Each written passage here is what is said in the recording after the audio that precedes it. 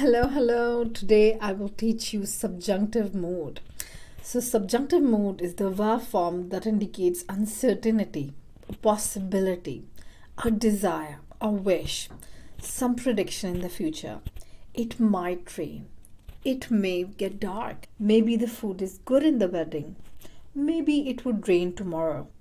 All of these are subjunctive mood. In Urdu, it presents in a similar manner as that of the future tense, except you will remove the gi, ga, and ge from the future tense construction. So, for example, barish hogi, it will rain. There is a certainty in this. There is a possibility, like a very strong possibility, and you're sure about it. But if you want to indicate prediction or uncertainty, you will remove the gi. शायद बारिश हो, maybe it might rain, maybe it would rain, शायद बारिश हो. So you remove the gi, ga, and ge.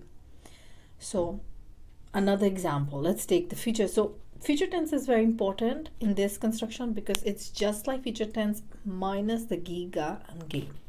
So मैं जाऊंगी, I will go. But if you're saying I might go, maybe I would go, I'm not sure, you'll say शायद मैं जाऊं, maybe I would go, शायद मैं जाऊं. Another example is मेहमान आएंगे,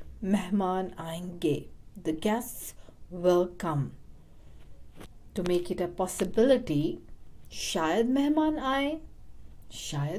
आए, maybe the guests would come, maybe there's a prediction, there's a possibility, but you're not sure. So you're using the subjunctive mood.